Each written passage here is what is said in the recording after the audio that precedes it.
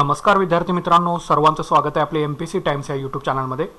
तर आता आपला व्हिडिओ सेशनचा जो विषय आहे तर तो आहे की तुम्ही महाभारत वाचलेला आहे का किंवा तुम्ही महाभारत पाहिलेला असेल तर यानुसार जीवनात दोन प्राथमिक विकल्प असतात। एक म्हणजे जी परिस्थिती आहे तिचा स्वीकार करा किंवा दोन ही जी दुसरी परिस्थिती या व्हिडिओ सेशनमध्ये मी डिस्कस करणार आहे हे तुम्हाला MPSC कंबाईन 2024 मधून पोस्ट काढण्यासाठी खूप महत्त्वाचे आहे। त्याच्यामुळे कुठली दुसरी परिस्थिती आहे यासाठी तुम्ही हा व्हिडिओ जो आहे तो नक्कीच तुम्ही शेवटपर्यंत बघा। जर तुम्हाला अजून लो फील होतोय, डिमोटिवेट फील होतोय किंवा अजून तुम्ही आहे तिथेच आहात, तुम्ही फार विचार करताय वगैरे सगळ्या गोष्टी या व्हिडिओमधून आपण डिस्कस करणार आहे। तुमचे नक्कीच डोळे उघडतील आणि तुम्ही अभ्यासाला जोमाने लागाल आणि तुमची परिस्थिती जी आहे ही तुम्ही नक्कीच तुमची चेंज करू शकता। नक्कीच हा व्हिडिओ सेशन बघा, व्हिडिओला लाईक करा, शेअर करा आणि चॅनलवरती नवीन असाल तर नक्कीच आपल्या चॅनलला सबस्क्राईब करून घ्या। तर बघा, एक जी परिस्थिती आहे तिचा स्वीकार करा, ठीक आहे। जे तुमच्या आयुष्यामध्ये जसं चाललंय तसं चालवून द्या, निवांत राहिलाय, निवांत सगळं चाललंय, जेवायला 2 वेळेचं मिळते, काही टेन्शन नाही, काही नाही, आरामात सगळं चाललंय। आहे परिस्थिती तिचा स्वीकार करा, पुढे पुढे गोष्टी चालत राहू देत, जसं चाललंय तसं चालू दे। किंवा दुसरी परिस्थिती जी आहे ही तुम्हाला बदलण्याची जबाबदारी जी आहे ती तुमची उचलावी लागेल। ह्या परिस्थितीमध्ये मी फक्त आता MPSC ॲस्पिरंटना समोर ठेवून बोलतोय, ओके। तर एक परिस्थिती अशी आहे की तुम्ही आहे तिचा स्वीकार केला पाहिजे। तुम्ही त्या ठिकाणी आहात, तिथेच आहात, तसंच आहात, बेरोजगार आहात, त्याच गोष्टी आहेत, तिचा तुम्ही स्वीकार केला पाहिजे, ठीक आहे। किंवा मग तिचा स्वीकार जर तुम्हाला करायचा नसेल तर दुसरी परिस्थिती आहे की तुम्हाला ती परिस्थिती बदलण्यासाठी जबाबदारी जी आहे ती सर्वस्वीपणे 100% ही तुम्हाला उचलावी लागणार आहे। तिथं कोण तुम्हाला नेऊन तुमचा कोणी पेपर वगैरे असली काही भानगड होणार नाही। सगळी अभ्यास तुम्हाला MPSCचा हा स्वतःलाच करायचा आहे। याचा अर्थ जी जबाबदारी आहे अभ्यास करण्याची, ही परिस्थिती आहे ही बदलण्याची जबाबदारी आहे, ही तुम्हालाच बदलायची आहे। म्हणजे एका बेरोजगारामधून दुसऱ्या शासकीय नोकरीमध्ये जाण्यासाठी जी परिस्थिती निर्माण होणार आहे किंवा जी परिस्थिती बदलणार आहे ही परिस्थिती शक्यतो 100% तुम्हालाच बदलावी लागणार आहे, ठीक आहे। तर त्याचे प्रोज आणि कॉन्समध्ये तुम्हाला हा व्हिडिओचा डिफरन्स मी समजावून सांगतो की कशा पद्धतीने तुम्हाला परिस्थिती जी आहे ती बदलायची आहे।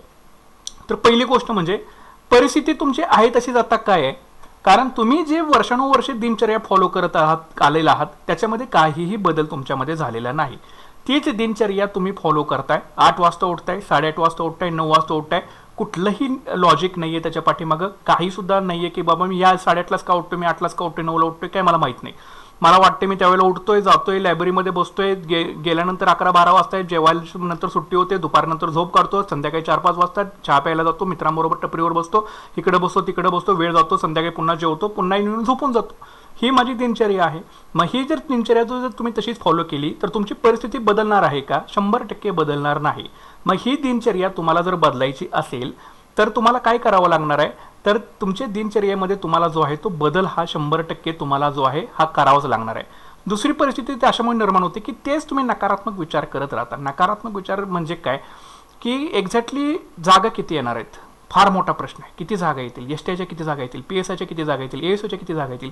अरे किती जरी जागा आल्या तरी तुम्हाला त्यामधून एकच जागा तुमची स्वतःची काढायची आहे। तुम्हाला कशाला जे पाहिजे तेवढा जागा, 1000 जरी जागा आल्या तर तुम्हाला गॅरंटी आहे का तुमचं होऊन जाईल, ठीक आहे। माणसाला बुडत्याला काडीचा आधार म्हणतो ना, त्यातला तो प्रकार होतोय, ठीक आहे। आता इथं काडी बिडी सगळं सोडून द्या, एक जागा तुम्हाला पाहिजे, किती जागा येऊ देत, एक तरी जागा येणार आहे की नाही, तर ती जागा तुम्हालाच मिळाली पाहिजे। ह्या पद्धतीनेच हिशोब, कारण कायम पॉझिटिव्ह माइंडसेटनं अभ्यास करत चला।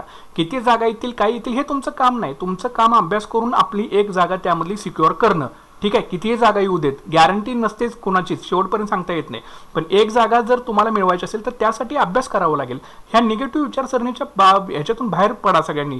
टाइम टेबल डिक्लेअर झाल्यानंतर आपल्या चॅनलवरती येईल, किती जागा ॲड आल्यानंतर येईलच, तुम्हाला सगळ्या गोष्टी कळत जातील। पण तुमचं काम काय आहे, वर्तमानामध्ये जगणं हे तुमचं काम आहे, ठीक आहे। ते परिस्थिती पहिल्यांदा जोपर्यंत तुम्ही बदलत नाही ना तुमची, तोपर्यंत हे सगळ्या गोष्टी अशाच चालू राहणार आहेत। ह्या परिस्थिती लवकरात लवकर तुम्हाला बदलावी लागेल। जर तुम्हाला MPSC 2024 मधून एखादी पोस्ट हवी असेल तर कृतीहीन अभ्यास करणं, नुसता विचार करत बसायचा, कृती करायची नाही, काय नाही, नुसतं ड्रीममध्ये जगायचं। मला ही पोस्ट पाहिजे, मला तहसीलदार होणार, मी डेप्युटी कलेक्टर होणार, सगळ्या अख्ख्या गावाला सांगत बसलाय, मी DYSP होणार, हे होणार, ते होणार। अरे पण त्यासाठी किती कृती करताय तुम्ही दिवसभरामधून, किती आउटपुट देताय, याचा कधी एकदा तरी तुम्ही गांभीर्याने विचार केलेला आहे का? नुसतं स्वप्नच बघत बसायचं नुसतं दिवसभर आणि नुसतं पोस्टच्या दुनियेमध्ये जगायचं। मी STI अशी जाता जाता काढू शकतो, म्हणणं सोपं आहे हो, पण तिथंपर्यंत पोहोचणं फार अवघड आहे, लक्षात ठेवायचं। फार म्हणजे फार त्यासाठी तुम्हाला कष्ट करावे लागणार, तुमची परिस्थिती जी आहे ती तुम्हाला बदलावी लागणार, ठीक आहे। आणि आपले MPSC टाइम चॅनल तुमची परिस्थिती बदलायला तुम्हाला भाग पाडणार, एवढं लक्षात ठेवा। मोटिवेशनचे डोस असे देऊन तुम्हाला पेटून उठून अभ्यास तुम्ही केलाच पाहिजे कसल्याही परिस्थितीमध्ये। आहे त्या परिस्थितीमध्ये तुम्हाला राहून देणार नाही, तुमची परिस्थिती बदलायची आहे सर्वांना, काही होऊ दे। यासाठी चॅनल आपलं तुम्ही सबस्क्राईब करून ठेवा। दुसरं कुठलंही पुस्तक तुम्ही 100% लक्ष देऊन कधीच वाचत नाही.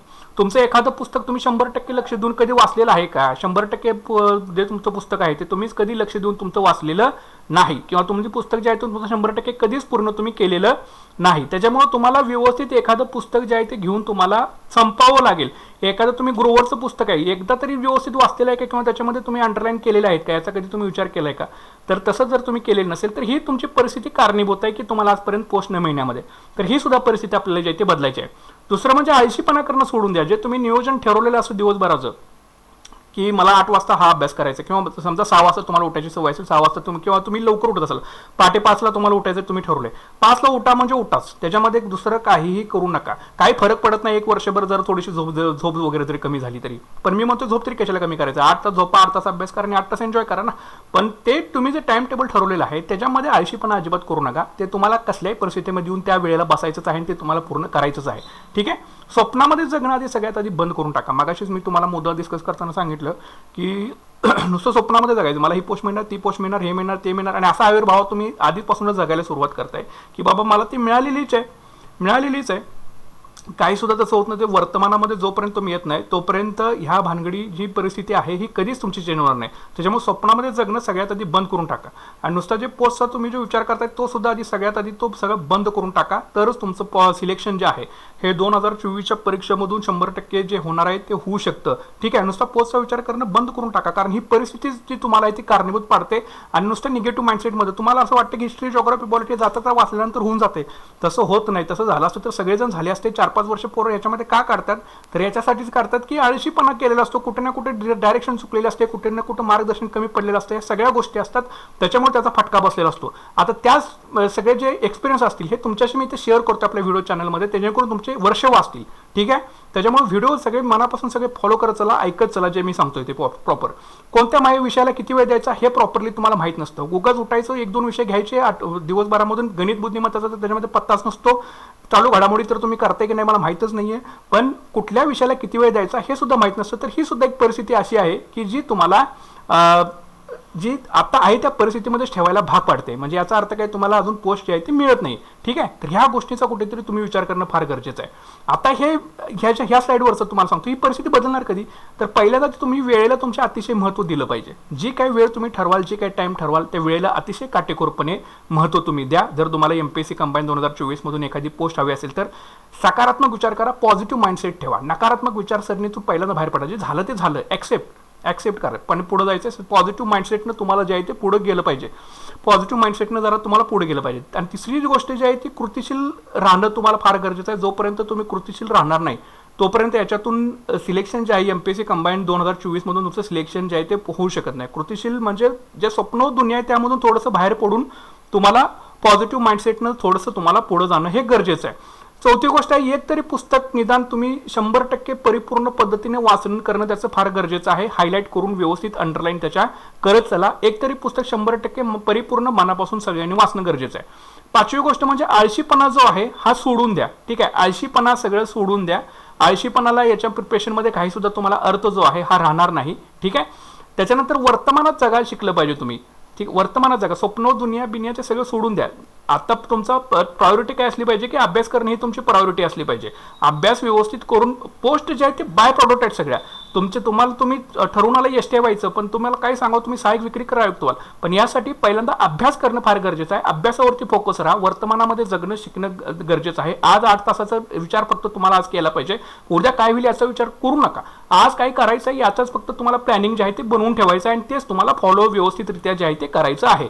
दुसरी गोष्ट आहे, पोस्टपेक्षा आता अभ्यासावर लक्ष केंद्रित करा. तुम्हाला मगाशी सांगितले पोस्ट जे आहे तुमचं बाय प्रॉडक्ट असणार आहे.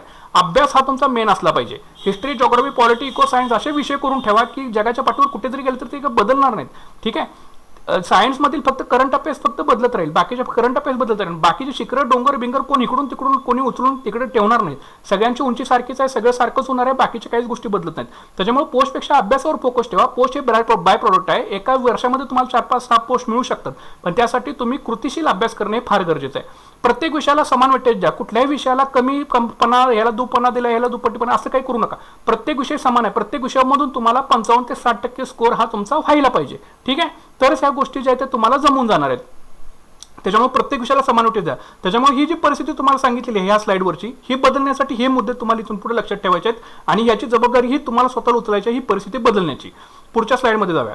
अभ्यासामध्ये सातत्य नसणं ही एक परिस्थिती अशी असते की तुम्हाला त्या स्थितीमध्ये ठेवायला भाग पाडतं. कारण 8 ते 9 तास आपण अभ्यास करायचा ठरवतोय, पण दिवसभरामध्ये होतोय किती, 2 तास, 3 तास, 4 तास. बरं, त्याच्यामध्ये सुद्धा कन्सिस्टन्सी नाही. सकाळी 1 तास करायचं तर सकाळी होत नाही, दुपारी करायचं तर दुपारी झोपायचं असतं, संध्याकाळी करायचं असतं संध्याकाळी कुठेतरी बाहेर जायचं असतं, रात्री करायचं असतं तर रात्री वेळ निघून जाते, उद्या बघू म्हणतो आणि दिवस आपण पुढे ढकलत राहतो. त्याच्यामुळे अभ्यासामध्ये याच्यामध्ये कन्सिस्टन्सी नसते. हा एक परिस्थितीला तशीच राहण्यासाठी कारणीभूत आहे. दुसरं म्हणजे गणित, बुद्धिमत्ता, चालू घडामोडी, इंग्रजी व्याकरण यांची तयारी परीक्षा जवळ आल्यावरच करणं हा फार मोठा ड्रॉबॅक आहे, लक्षात ठेवा.